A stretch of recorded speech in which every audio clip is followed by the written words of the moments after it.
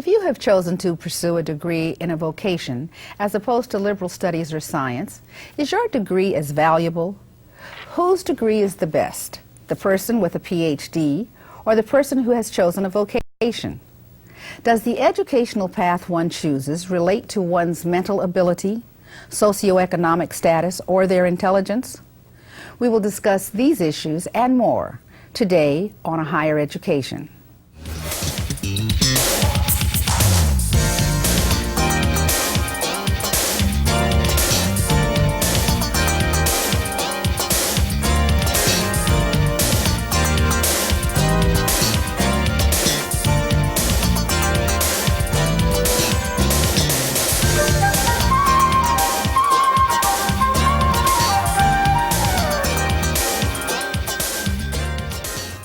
Thank you for joining us. My name is Claire Mack.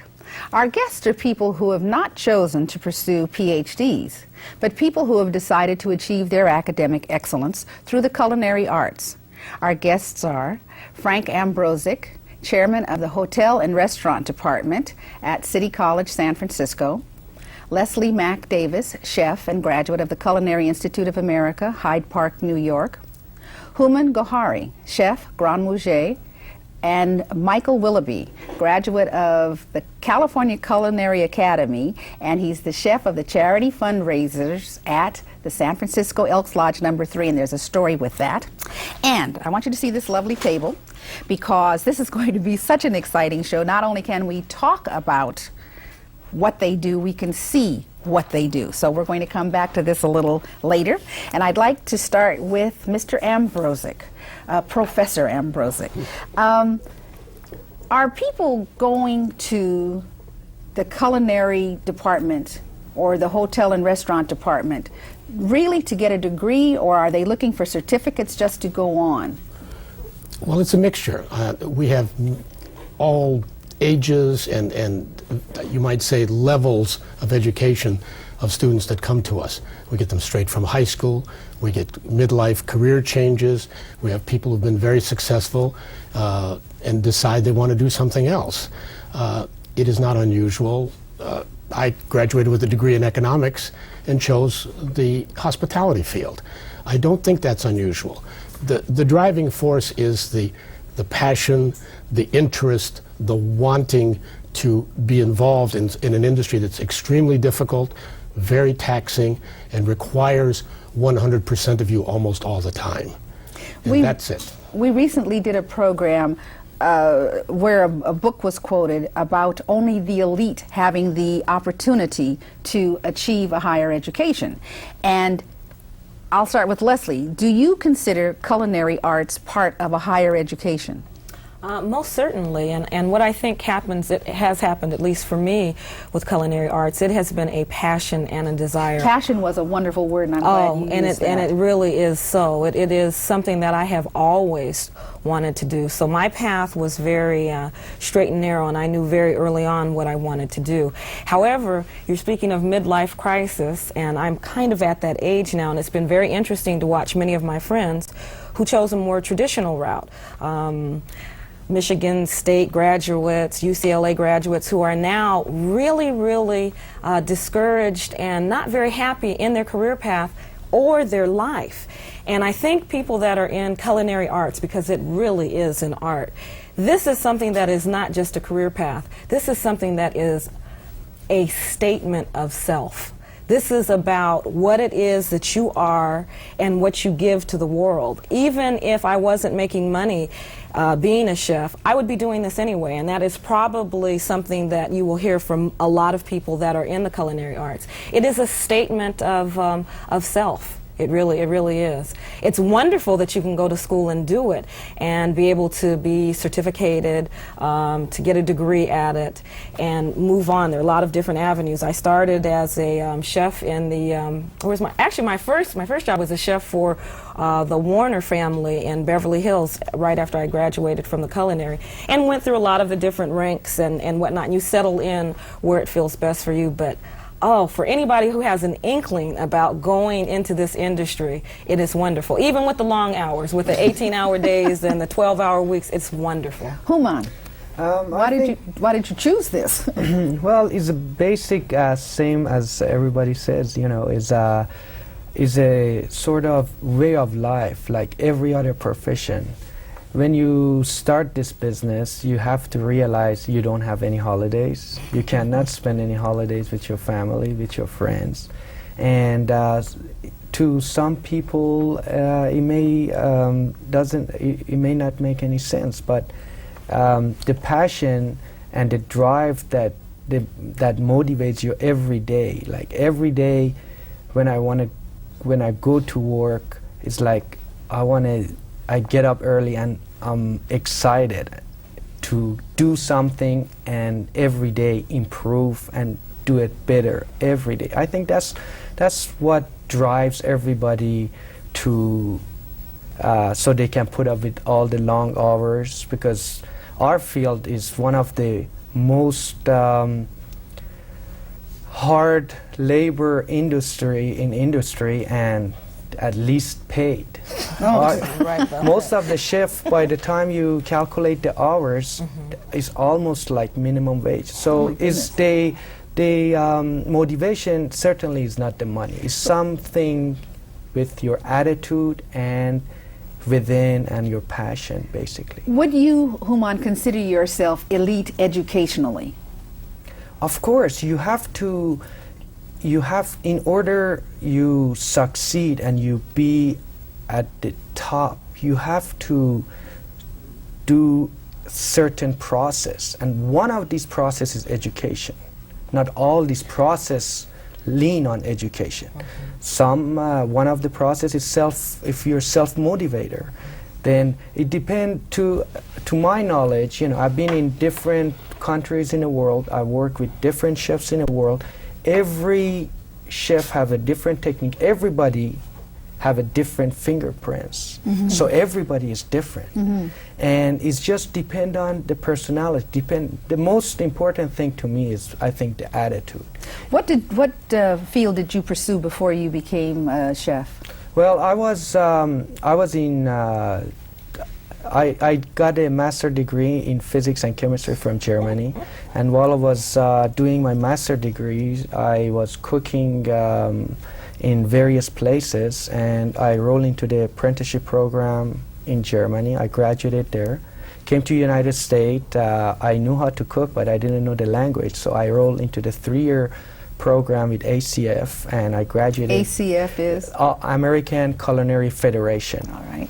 In Austin, Texas. I graduated with this highest grade ever in state of Texas, and I went to different area of the cuisine, so I learned more about American cuisine, and I ended up in Ritz-Carlton, San Francisco. The elite. Michael, first I want to know about Lodge number 3. I'm a member of San Francisco Elks Lodge number 3, which is the oldest active lodge in America. I'm also the chairman of Youth Activities Committee, which is the source of our charitable donations to crippled children, to handicapped adults, as well as abused and disadvantaged children throughout the Bay Area. In addition, we have found a way at the lodge to combine fraternity and charity in a very special way through my passion for food. We have many celebrations at the lodge where all of the people in the kitchen and in the front of the house, the waiters and the bartenders, are volunteers. I'm the chef. We have a cultural theme. We have a Russian night, we'll have an Italian night, and we'll have entertainment consistent with that cultural theme, and all of the food will be from the same culture. Chefs from the Ritz-Carlton come and join me in the kitchen at the Elks, and all of the money, without any expenses except for the purchase of the food and the beverages, go directly to therapy for crippled children with multiple sclerosis and cerebral palsy. That gives me a way to combine my passion for food and my love for children and my love of the fraternity, the Elks Lodge.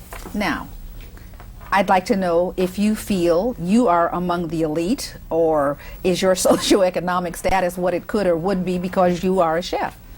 Well, I don't consider myself a member of the elite. I think it's sort of a silly classist notion.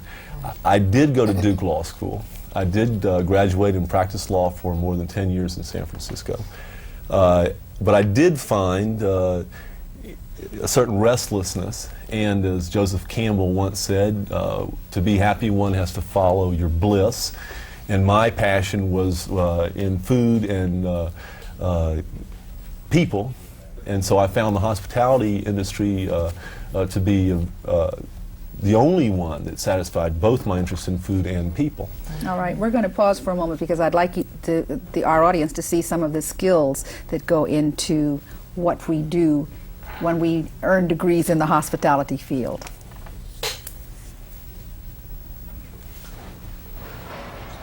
It's coming. In the meantime, they can look at this wonderful food. Okay, all righty. Okay. My nose is in heaven right now, and there. Could you help me with this? That looks like a to cut an orange like that in the first place. Do you got? That was shrimp. I thought it was. Yeah, this is a Sunday brunch buffet in Ritz-Carlton, and we serve basically various variety of cold items in there, plus the whole hotline and 2 carved items basically.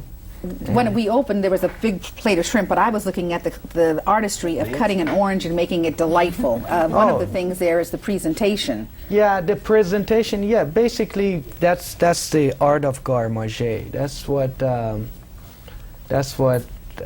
attention to detail become very important for doing detail work.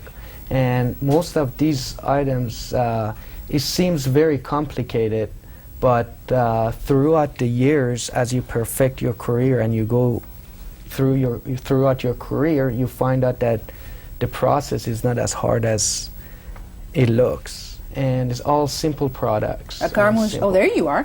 A garde manger puts the details on the plate. Is that? Yes. And all right. What I've liked about what we've seen already, I've seen math. I've seen a language, French, which I'm not pronouncing correctly. I'm seeing dexterity. You'd better watch it. Aha. Or your fingers won't be there. Oh, look at that. These are some sample plates What for amenities for going to every room. Every night we have special amenities. There's the orange, the fruit that I was talking about earlier. Yes, this is what basically they're trying to do, just basic productions. This is they cutting some eggplant. We're gonna glaze them with some balsamic vinegar and olive oil and salt and pepper, and we roast them. They use one of the items for antipasto platter. Mm-hmm. And what are we looking at here? These are filet mignons for tonight function. Basically, this is a restaurant line, and these are various people working. Professor Ambrozic, do many of the students who are coming through your program end up in kitchens at the Ritz-Carlton, the Hilton, so on and so forth? Well, yes, they do their internships for one thing there. Ritz-Carlton's been very good to give our students internships in their 4th semester. Oh, and we have people there. A number of our... Oh, look at that. Oh, is that gold? Yes. Oh. 14 karat gold. Now, what do I do when I eat that? Do I eat it or do I roll it up and stick it in my pocket? These are, as you said, is just extra touch to everybody's taste. Oh, personal. My goodness. Now, what are we looking at here? These are basically our tea sandwiches. I have a sample over it. These are cucumber sandwiches, and which Michael helped me to put them together today. Is that... These are just base... What's the little stuff you're putting on top? Is that... A little decoration, little paprika, mixture of paprika, salt, and cayenne pepper. Oh, I thought it was caviar or something. Yeah. Some of them are covered with caviar. Oh, there is the line of Yeah, the caviar. salmon. What are we seeing here? What is this? Oh, this is in front of the hotel. Okay. 5-star, this- 5-diamond. All right. That's the pork couché. Wonderful. Now, how many students go through your program a year? We have 250 enrolled in the program. What do I have to reach standards before I can come in, or can I just? We do have an application process, and the only reason is because we have a limited amount of space. We cannot take everybody that would probably want to get in, so we do have to cut it off somewhere. Probably, we have certain levels. You have to be able to speak English, which helps. You know, not fluently, but enough to understand because the classes are taught in English, and. Beyond that, math skills are necessary. All the skills are still necessary. And the most important one really is communication. Because what you didn't see in all those pictures, because you saw individuals, is really that's a total team effort. No one person does everything. There is no way in the world they could. And without the team, and that teamwork is part of the major process that gets things done. And if nothing else, in 2 years, students can very, very easily learn teamwork. They'll learn that in the first semester, really. What type of degree do you get from? Most of the education is a 2-year education. So, what type of degree are you getting? An AA? Is that what it is? In An science, Associate of yes. Arts? Associate's degree in science. An AS? Yes. Oh, now, the language. If English, you have to speak English to go to the school here, but is not French the basic language of cooking? Well, it's The French would have you believe that. I'm glad you said that. In fact, French has dominated culinary arts.